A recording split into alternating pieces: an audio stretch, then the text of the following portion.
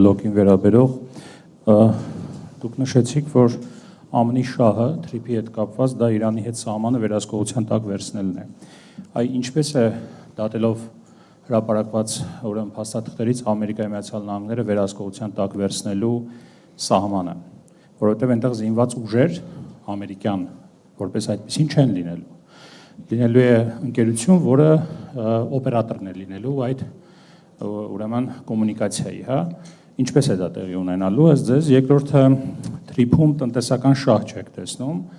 Օրինակ, եթե Հայաստանը դեպի Իրան Ջուլֆայով, Նախիջևանով ստանում է երկաթուղի,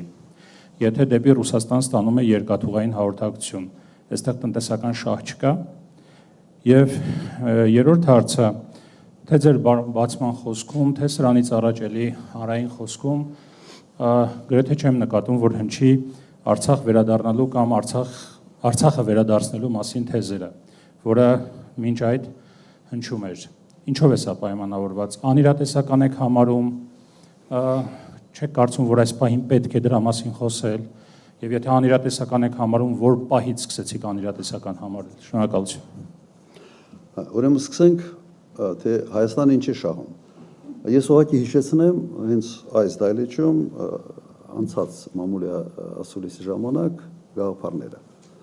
Հայաստանը տնտեսական շահ այստեղ ունենալու է, այո, եթե բացվի ճանապարհը նաև Պարսկաստանի վրա, եթե ամբողջ շղթան սկսի աշխատել, եւ եթե այդ տրիպը հասնի մինչև Երասխ։ Այսօր չի երևում։ Այնինչ խոսում է տրիպի մասին, խոսում է միայն այդ 42 կիլոմետրանոց հատվածի մասին, 42-43։ Միայն։ Եվ խոսում են միլիարդավոր ներդրումների մասին։ Հասկանում եք, այդ հեքիաթները 42 կիլոմետրի վրա միլիարդ ներդրումի ներդրման համար այդ ասֆալտը ոսկուց պետք է լինի։ Կամ երկաթուղու բաները, այդ ռելսերը ոսկուց պետք է լինի։ Ընդամենը 80-90 միլիոն դոլարի ներդրումային ծրագիր է, ընդամենը, որը Հայաստանը հանգիստ կարող է անել իր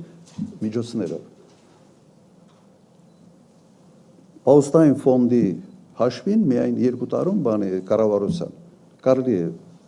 ամբողջ այդ տրիպը ստանալ եւ վերջացնել։ Քանի որ խոսքը գնում է տրիպի մասին, այդ 42-43 կիլոմետրանոց հատվածի մասին, այդ դե եմ ես ասում, մենք ընդամենը ունենալու ենք այդ կտորի տրանզիտի համար ինչ որ գումարներ, որոնք չնչին են։ Եթե խոսքը գնում է ավելի մեծ ծրագրի մասին, այո, մենք ստե տնտեսական հետաքրքրություն կունենանք։ Ստե հակասություն ընդհանրապես հակասություն չկա եւ իմ մոտեցումը չի փոխվել այդ առումով։ Հիմա ինչ վերաբերում է վերահսկողությանը։ Նայեք, այսօր վերահսկողությունը իրականացվում է ոչ միայն ընդհանրապես, ոչ միայն կոնկրետ զինված ուժերով, բանակով եւ այլն։ Դու վերցնում ես այդ կտորի կառավարման իրավունքը։ Եվ այդ կառավարման իրավունքը վերցնում է մի պետություն, որի հետ հարաբերություններում դու անհավասար ես, դու չես կարող որևէ հարցում որևէ պնդում անել Միացյալ Նահանգների հարաբերությունների կոնտեքստի մեջ, եթե դա ունի մեծ պատկեր։ Հայաստանը այս ծրագրում իր 26%-ով, ասենց ասեմ, կարա միանա խուլ ու խամրերի միությանը, աշխարհաքաղաքական։ Իմ ասած սենց սա է։ Չի երևում, թե ինչպես է Հայաստանը առաջ մղելու այդ շահերը։ Իսկ հետաքրքրությունը ուղղակի կրկնեմ, դուք վերցրեք Միացյալ Նահանգների արտաքին առևտրի ծավալը եւ տեսեք, թե ինչ տոկոս է կազմում Հարավային Կովկասը այդ ծավալի մեջ։ Այլ չափանիշ գնահատելու համար երկրի տնտեսական հետաքրքրություն ուղղակի չկա, աշխարհում գոյություն չունի։ Այսքանը։ Բան մոռացա թե չէ։ Հա, Արցախի վերաբերյալ։ Արցախի վերաբերյալ իրատեսականը այսօր վերադարձի իրավունքն է։ Այսօր ես իրականը տեսնում եմ միայն այս հատվածը։ Բայց